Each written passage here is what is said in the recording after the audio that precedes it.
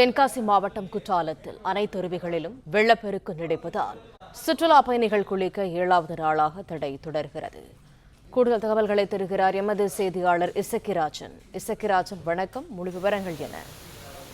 வணக்கம். தென்காசி மாவட்டம் மேற்கு தொடர்ச்சி மலைப்பகுதியான குற்றாலம் மலைப்பகுதிகளில் எப்பொழுதும் ஆண்டுதோறும் ஜூன், ஜூலை, ஆகஸ்ட் ஆகிய 3 மாதங்கள் தென்மேற்கு பருவமழை காலமாகும்.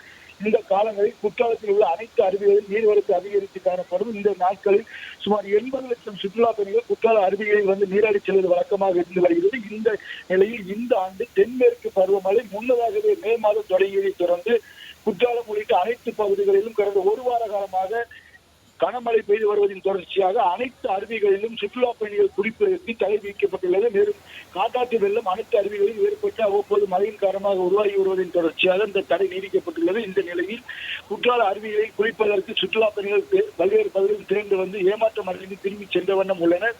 இந்த நிலையில் இன்று குளிப்பதற்கு அனுமதி அளிக்கப்படலாம் என சுற்றுலா பயணிகள் எதிர்பார்த்த நிலையில் மேற்கு தொடர்ச்சி மலைப்பகுதியான கேரள வனப்பகுதிகளில் கனமழை பெய்து வருவதன் காரணமாக தென்காசி மாவட்டத்தில் குளிப்பதற்கு அனுமதி மறுக்கப்பட்டுள்ளதாக மாவட்ட ஆட்சித்தலைவர் கமல் கிருஷ்ணரிடம் நாம் கேட்டபொழுது அவர் தெரிவித்தார். தொடர்ந்து குற்றால அருவிகளில் 7வது நாளாக இன்றும் குளிப்பதற்கு தடை தொடர்கிறது.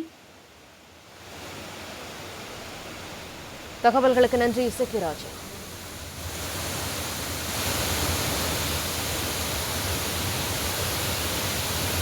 பிளே ஸ்டோர் மற்றும் ஆப் ஸ்டோரில் இருந்து பாலிமர் செயலியை QR கோடு மூலம் பதிவிறக்கம் செய்யுங்கள்.